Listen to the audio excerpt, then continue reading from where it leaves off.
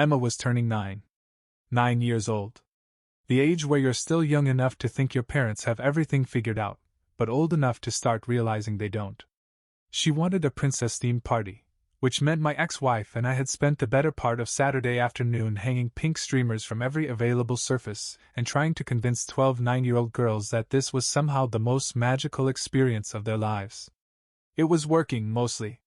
There was cake. There was pizza. There were kids running around the backyard like they'd been mainlining sugar directly into their veins. Everything was chaos and screaming and the kind of joy that only exists at children's parties. My mother arrived around 2 o'clock, which was her standard move, show up after the heavy lifting was done but early enough to be included in the cake portion.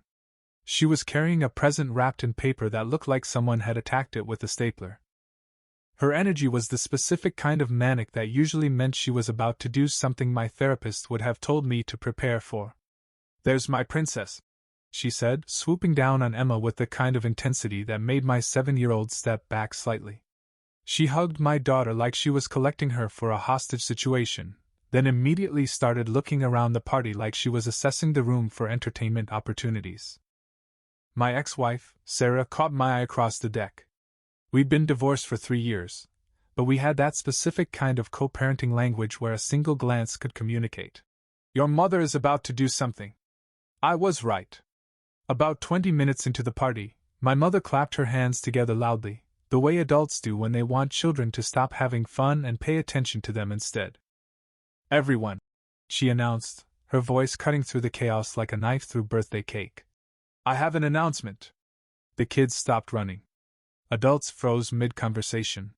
There's something about the specific tone someone uses when they're about to say something that matters, and my mother had nailed it perfectly. "I wanted to say something in front of all of you," she continued, looking directly at me. "Because this is a family matter and I believe in honesty. Even hard honesty." I felt Sarah's hand land on my arm. A warning. A comfort. A buckle up. In physical form.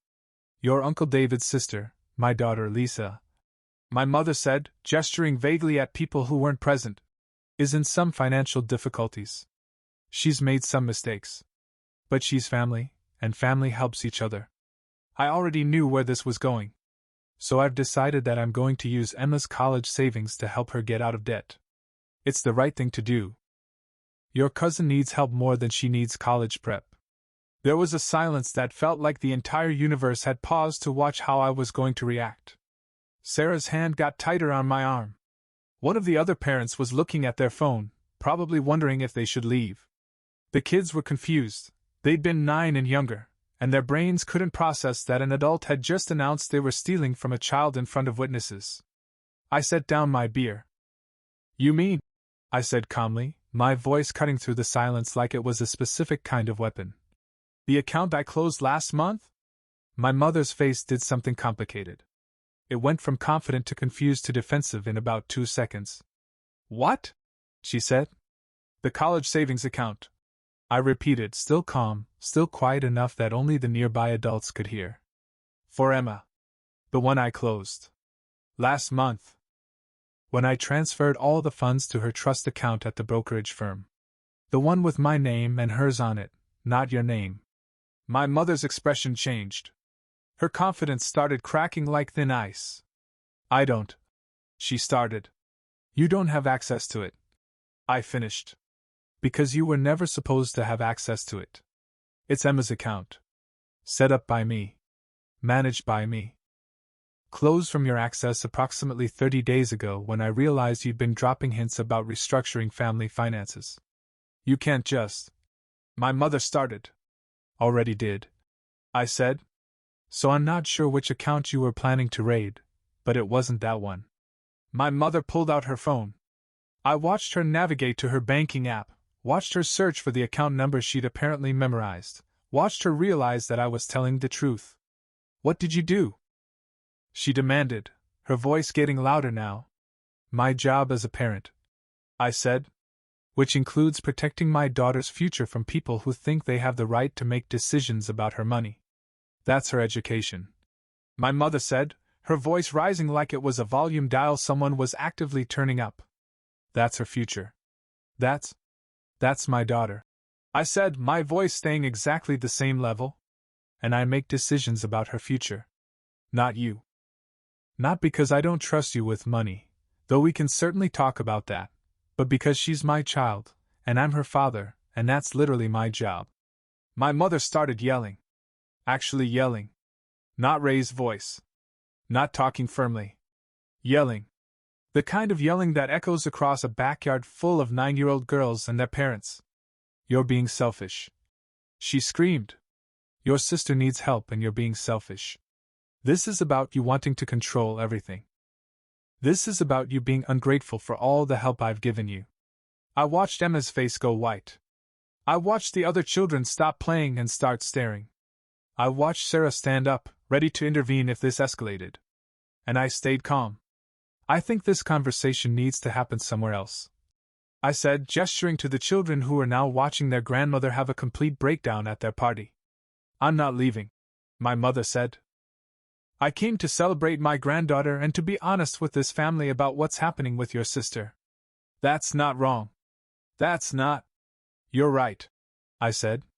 You came for those things.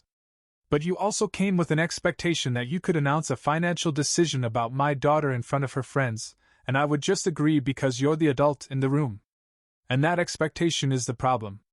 My mother opened her mouth to respond, then closed it. Then opened it again. She did that 3 times, like a fish desperately trying to process oxygen from dry land. You're making a scene, she said finally, her voice quieter now but also angrier, which was somehow worse. No, I said. You made a scene. I'm just standing here. I'm just being honest about a decision I made months ago to protect my daughter's future from being sacrificed to someone else's bad financial choices. Your sister made one mistake, my mother said. Your daughter made one mistake, I corrected. My daughter didn't make any mistakes. And her college savings shouldn't be the price of her aunt's learning experience. My mother left about 10 minutes later. She didn't say goodbye. She just walked to her car, got in, and drove away while still on the phone, probably calling my sister to explain why the plan had failed. Sarah took Emma inside to get her away from the aftermath. The other parents slowly started ushering their kids back into party mode, though the energy was definitely different. The magical bubble had been popped. The illusion that adults had everything figured out had been shattered in front of a bunch of 9-year-olds. I stood on the deck, finishing my beer, and tried to process what had just happened. My mother had, in front of witnesses, tried to take my daughter's college savings and redirect it to my sister's debt. And when she'd realized she couldn't do that because I'd already protected the account, she'd yelled at me for being selfish. The reversal was so complete it was almost dizzying. That evening, after the party was over and the kids were in bed, Sarah and I sat on the back porch with wine instead of beer. You knew she was going to do that, Sarah said. It wasn't a question. I suspected, I said. She's been making comments for the past 6 months. About how Lisa needs help. About how family should sacrifice for family. About how Emma has her whole life ahead of her but Lisa only has this moment. So you set a trap, Sarah said. I protected my daughter, I said. If you want to call that a trap, sure. I'm not criticizing, Sarah said. I'm just observing that you saw this coming and you prepared for it. Of course I prepared for it, I said. This is my mother. I know how she thinks. I know she loves my sister more than she respects my autonomy as a parent. I know that given the opportunity, she would absolutely raid my daughter's college fund to solve someone else's problem. The question is, Sarah said carefully, what happens now? That was the real question, wasn't it? My mother had just publicly tried to steal from my daughter. She'd yelled at me in front of witnesses for not letting her do it. And she was probably, right now, trying to figure out how to convince me that I'd been wrong. My phone buzzed. A text from my mother. We need to talk about this. You can't just unilaterally decide about family finances. I didn't respond. Another text. Your sister is suffering. How can you be so cruel? Another. Emma needs to know that family takes care of each other. Another. I'm calling Dad. You're being unreasonable. I muted the notifications and put the phone down. She's spiraling, Sarah observed. She is, I said. And I don't have any responsibility to unspiral her. Even though she's your mother? Especially because she's my mother, I said. Because if I let her dictate how I manage my daughter's money based on guilt or obligation, then I'm teaching Emma that other people's needs come before her own security. And I'm teaching her that manipulation is an acceptable way to solve problems. Sarah nodded slowly. You've thought about this a lot, she said. I have, I said. Because this isn't new. This is just the first time she tried to actually take action instead of just guilt-tripping me about it. My phone buzzed again. My father this time. Your mother says you're being selfish about Emma's college fund. What's going on? I called him instead of texting. Hi, Dad, I said. What's this about the college fund? He asked. I explained the situation. The account closure. The party announcement. The backup plan I'd had in place for exactly this kind of situation. My father was quiet for a long time. Good, he said finally. Good? I said. You did the right thing, he said. Your mother means well, but she doesn't understand boundaries. She never has. And Emma needs you to protect those boundaries. Mom's upset with me, I said. Of course she is, my father said. But she'll get over it. And you'll sleep better at night knowing your daughter's future is protected. He was right. I would sleep better. I was already sleeping better, just from knowing that my mother couldn't touch that account even if she tried. My mother didn't call me for 3 days after the birthday party. Instead, she called everyone else. My father got a version where I was a selfish child who didn't understand family loyalty. My sister Lisa got a version where I was trying to ruin her life by refusing to help in her time of crisis. My brother got a version where I was power-tripping because of the divorce. My cousins apparently got a version where I was keeping score and being vindictive about past family grievances. The only version that was actually true, that I'd made a financial decision about my own daughter's money to protect it from being redirected to solve someone else's problem, was somehow the least compelling narrative. By day 3, I had a family group chat I hadn't seen activity in for months suddenly exploding. My Aunt Jennifer. I heard what happened at Emma's party. That's not how we do things in this family. My cousin Michael. Pretty harsh to embarrass your mother like that in front of other people. My Uncle Robert. Your mom was trying to help someone. You could have handled it privately. No one was asking why my mother felt entitled to my daughter's money. No one was questioning whether it was appropriate for her to announce a financial decision about my child without consulting me. They were just accepting the premise that I'd done something wrong by refusing. I didn't respond to any of them. On day 4, my mother called. We need to talk, she said, her voice doing that thing where it sounds calm but also furious. Okay, I said. Not over the phone, she continued. In person. This weekend. You're going to come to the house and we're going to have a real conversation about how you've been treating me. I wanted to ask what I'd done that needed to be treated differently, but I already knew how that conversation would go. She'd list grievances. She'd talk about how ungrateful I was. She'd bring up times I disappointed her. She'd make this about my character instead of about the specific decision I'd made. What time? I asked. Sunday. 2 o'clock, she said. And don't bring any excuses. Sunday at 2 o'clock, I was sitting in my mother's living room with coffee I didn't want and the specific kind of dread that comes from knowing you're about to be lectured by someone who doesn't want to listen. My mother sat across from me, my father positioned carefully on the couch in what I recognized as the neutral territory position. He caught my eye for a second. I could see sympathy there. He knew what was coming. I want to understand. My mother started. What I did that was so terrible that you felt the need to humiliate me in front of a room full of people. You announced you were going to use my daughter's college savings without asking me, I said calmly. That's what happened.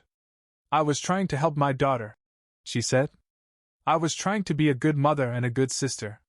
I was trying to show that family comes first. But you did it by making a decision about my daughter's money, I said, without consulting me. Without asking me if I agreed. You just announced it like it was a done deal. Because I knew you'd say no. My mother said, and there it was, the admission that she knew what she was doing was wrong but had decided to do it anyway. Right, I said. You knew I'd say no because taking your granddaughter's college fund to pay for your daughter's debt is not a reasonable request. So instead of making the request, you just announced the decision and hoped I wouldn't object. That's not fair, my mother said. I was trying to help Lisa. She's suffering. She made mistakes, but she's still family. I'm not disagreeing with that, I said. Lisa is family. And if you want to help her, that's your choice. But you help her with your own money, not with Emma's college fund. It's not just mine, my mother said. It's a family matter. Your daughter benefits from this family, from the way we take care of each other. And she will, I said. I take care of her. But that doesn't mean she owes her college fund to people who made bad financial decisions. My mother stood up. You're heartless, she said. You've always been heartless. Even as a child, you never understood the importance of family sacrifice. I understand it fine, I said, staying seated. I understand that sacrifice shouldn't come from a 9-year-old's college fund. I understand that Lisa is an adult and her financial problems are not Emma's responsibility. Your sister is drowning in debt, my mother said, her voice getting louder. Drowning. And you won't even help. I will help, I said. I can give you money. I can help her work through a budget. I can connect her with a financial advisor. But what I won't do is let you raid my daughter's future to solve an adult's financial crisis. That's not helping, my mother said. That's being sanctimonious. No, I said. That's being a parent. That's protecting my child's interests instead of sacrificing them to make someone else's life easier. My father cleared his throat. I think what your mother is struggling with, he said carefully, is that you made this decision unilaterally, without discussing it with anyone. I discussed it with my therapist, I said. I discussed it with Sarah. I discussed it with myself.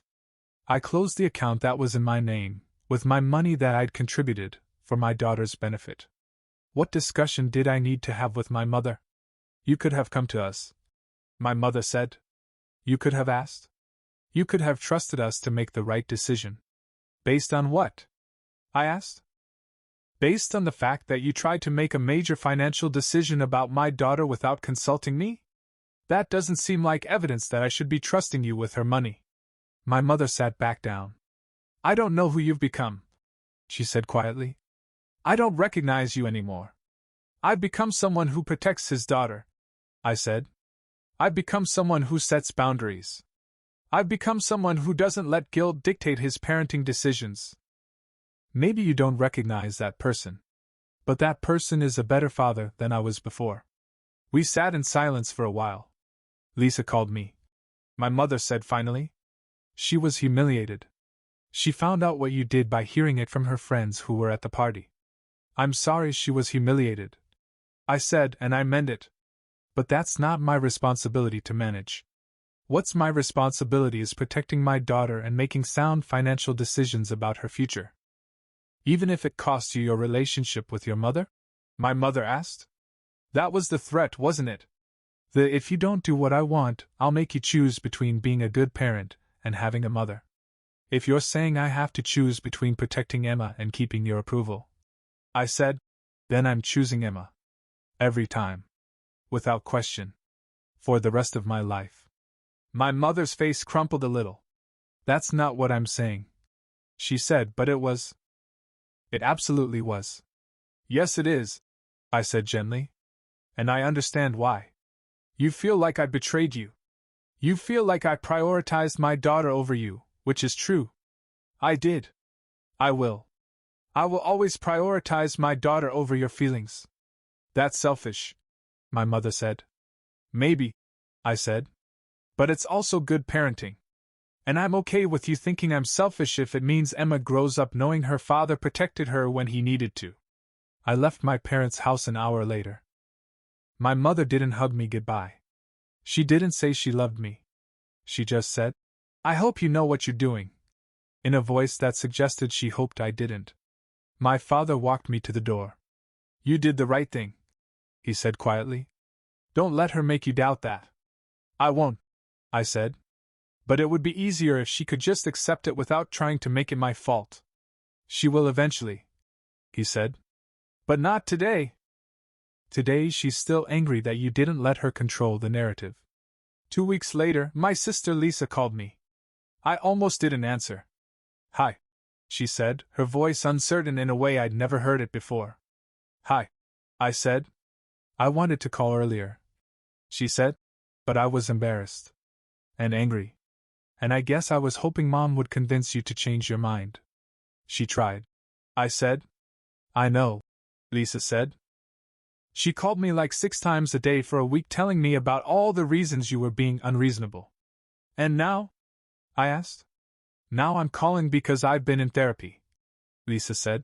And my therapist helped me understand that Mom using my financial irresponsibility as leverage to take money from my niece is not great. For anyone. I felt something shift in my chest. I had to declare bankruptcy, Lisa continued.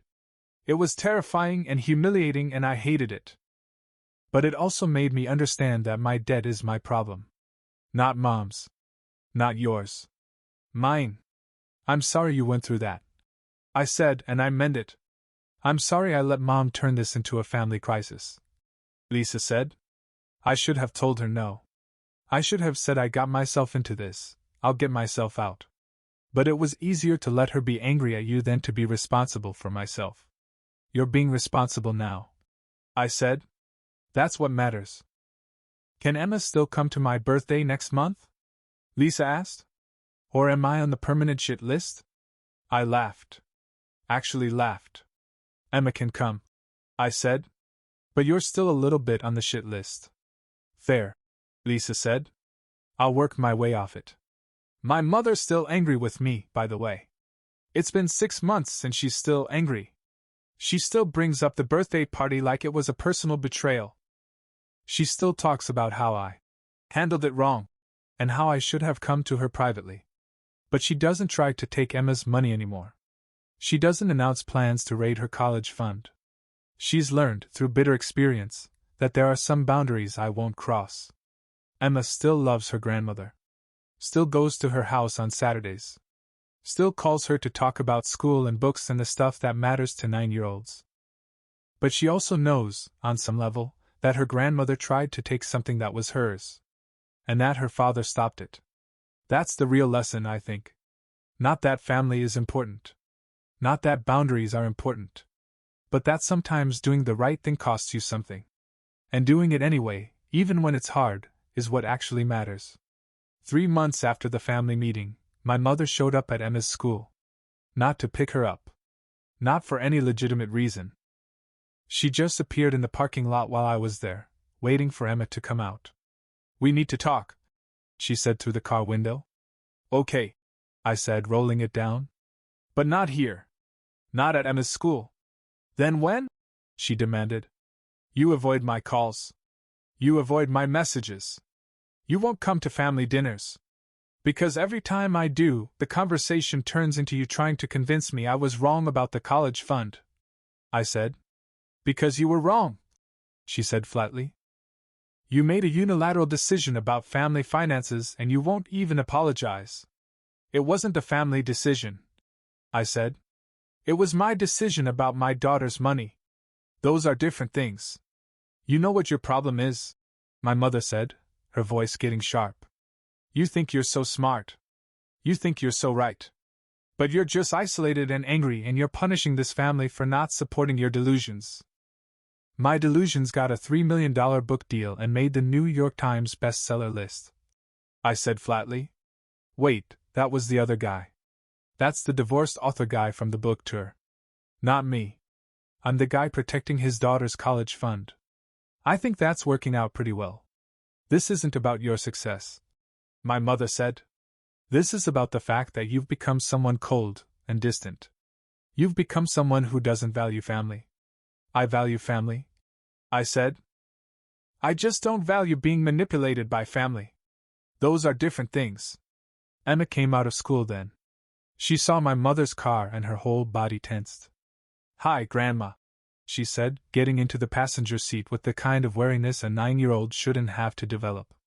"Hi, sweetheart," my mother said, her voice immediately shifting to honey sweet. "I was just talking to your father about some things." "What things?" Emma asked, looking at me. "Nothing important," I said. "Emma, we need to go." "Wait," my mother said. "Emma, I want you to know that I love you very much.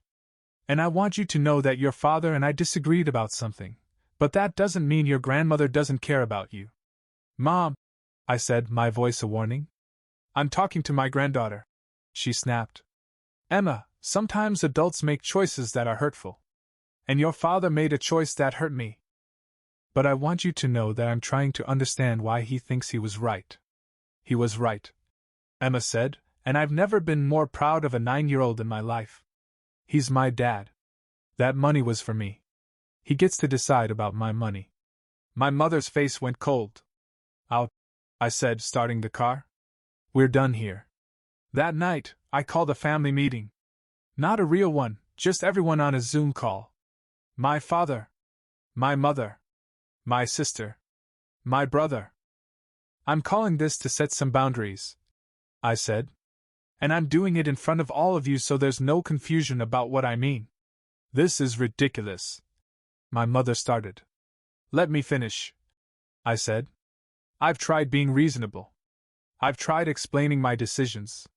I've tried having conversations about why I did what I did. But none of that's working because you all keep expecting me to change my mind." "We don't expect you to change your mind," my father said. "We just think. You showed up at my daughter's school," I said, looking directly at my mother. "You tried to use Emma as a mediator in our conflict. You told her that I hurt you by protecting her own money. That crosses a line." My mother started to object. "I'm not finished," I continued. "Here's what's going to happen. First, you're going to stop bringing this up. The birthday party happened. The decision was made. We move forward from here. Second, you're going to stop trying to convince me I was wrong. I wasn't. I'm not. I won't. Third, you're going to stop treating my relationship with Emma like it's something you can leverage. I would never." My mother started. "You literally just did," I said. "Today. At her school. So here's my boundary. If you involve Emma in this conflict again, I'm going to take a break from having you in our lives. Not forever. But long enough that everyone remembers that my daughter is not a negotiating tool. You can't threaten me with my granddaughter," my mother said. "I'm not threatening you," I said. "I'm telling you what the consequence is if you keep crossing this line. That's not a threat. That's a boundary." Lisa, surprisingly, spoke up. "I think Dad's right," she said. "Mom, you need to let this go. You made a choice about Emma's money without asking Dad. He protected the account. That's done. Now you need to accept it and move on. I'm not taking parenting advice from someone who declared bankruptcy." My mother snapped. "Good," Lisa said. "Because I'm not giving it. I'm just observing that you're making everything worse by not accepting a decision that's already made." My brother stayed quiet. My father nodded slowly. "I support the boundaries," my father said. "And if you keep pushing, I'll be backing your son up on taking space." My mother looked around the Zoom like she couldn't believe she was being ganged up on. "Fine," she said finally. "Fine. I'll stop bringing it up. But I don't accept that you were right about any of this." "You don't have to accept it," I said. "You just have to stop trying to change it." The next 3 months were quiet. My mother didn't call. She didn't text. She just wasn't there. Emma asked about her a few times. I told her that Grandma was taking some time to think about things. Then, around month 4, my mother called. "I want to see Emma," she said. "Okay," I said. "When?" "This Saturday. Just the two of us. I want to take her to lunch." "I'm going to need to ask Emma if she wants to go," I said. "Why wouldn't she want to?" my mother asked. "Because you tried to use her as a mediator in our conflict," I said. "So she might be uncomfortable." We're going to let her choose. When I asked Emma if she wanted to go to lunch with her grandmother, she was hesitant. Is Grandma mad at me? She asked. No, I said. But Grandma and I had a disagreement, and Grandma said some things that weren't very nice. I think she wants to talk to you about it. Does she want to apologize? Emma asked. I think so, I said. But I'm not sure. That's why I want you to choose if you want to go. Emma thought about it for a long time. I'll go, she said finally. But I want you to know that if she tries to make me feel bad about what you did, I'm going to tell her she's being weird. I laughed. That seems fair. I picked Emma up from lunch an hour and a half later. She climbed into the car, and I asked, How was it? Weird, she said. Grandma apologized. She said she was sorry for trying to take my college money. She said she was scared about Aunt Lisa and she wasn't thinking clearly. How did that feel? I asked. Better, Emma said. She also gave me a new book. And she said she wanted me to know that she loves me, even when she and Dad disagree about things. I felt something settle in my chest. That was nice of her, I said. She also said something weird. Emma continued. She said that you were right. That you're a good father for protecting me. She said that? I asked, trying to keep my voice neutral.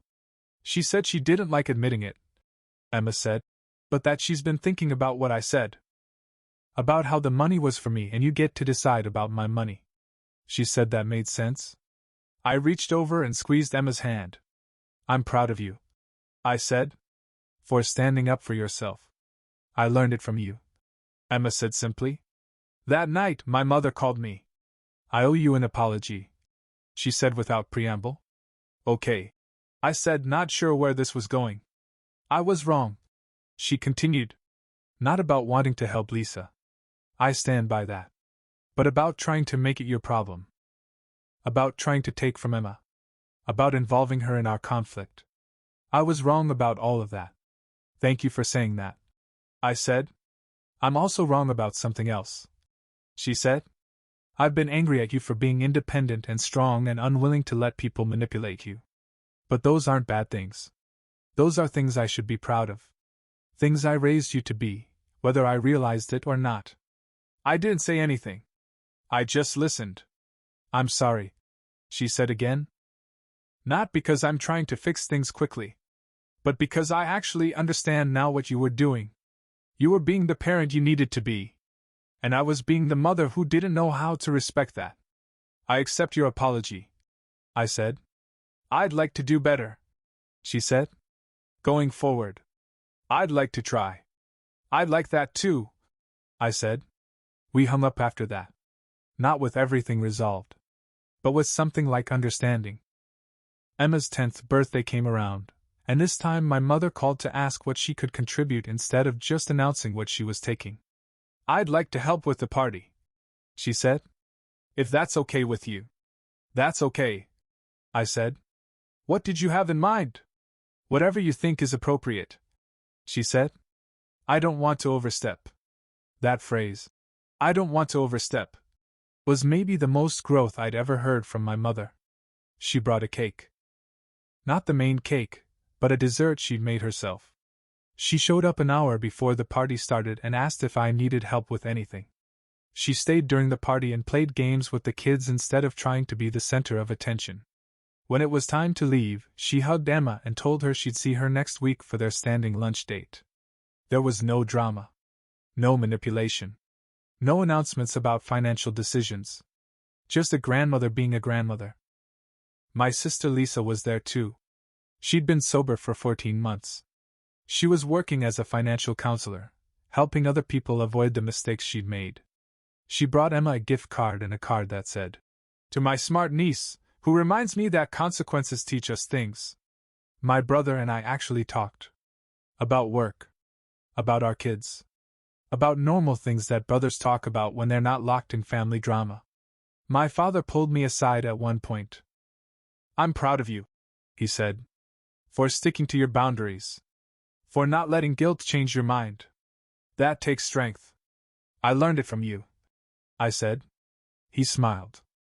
I'm not sure I deserve credit for that. But I'll take it. The college fund is still there, growing quietly. Emma knows about it now. Knows that her father protected it when someone tried to take it. Knows that sometimes loving your family means saying no to them. That's maybe the most important thing she's learned. Not that family is always right. But that protecting yourself and the people you love isn't selfish, it's necessary. My mother and I still have our differences. She still thinks I should be more forgiving about things. I still think she should be more respectful of boundaries. But we've found a middle ground where we both get to be right about some things and wrong about others. That's what family is, I think. Not perfect harmony. Not unconditional approval. But people who know you and stay anyway. People who can admit they're wrong. People who can say, "I'm sorry," and mean it. People who can learn. My mother's learned a lot in the past year.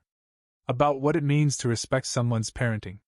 About what it means to have boundaries and actually accept them. About what it means to be a grandmother instead of trying to be the main character in your adult child's life. And I've learned that forgiveness doesn't mean forgetting. It means choosing to move forward even though something hurt. Emma's college fund sits in an account that only I have access to. It will be there waiting for her when she's 18. And it will exist because one day, on her 9th birthday, I said no to someone I love. That no protected more than just money. It protected Emma's right to know that her father will choose her safety over family harmony. It protected her from learning that manipulation is acceptable if it comes from someone you're supposed to trust. Most importantly, it protected her from a future where she learned that her own needs come second to other people's problems. Last week, my mother texted me a photo. It was from Emma's school, a father-daughter event that I'd attended.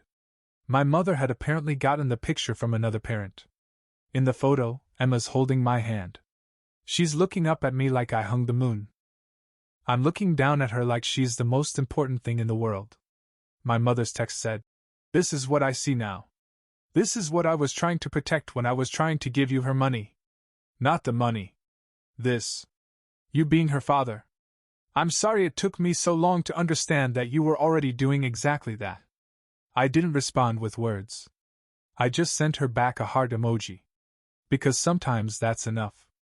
Sometimes a heart is all you need to say, "I forgive you," and "I understand you," and "We're going to be okay," all at once. The college fund is still growing. Emma's still protected. My mother's still learning. My family's still complicated. But we're better now. Not perfect. But better. And better, I've learned, is sometimes all you can ask for.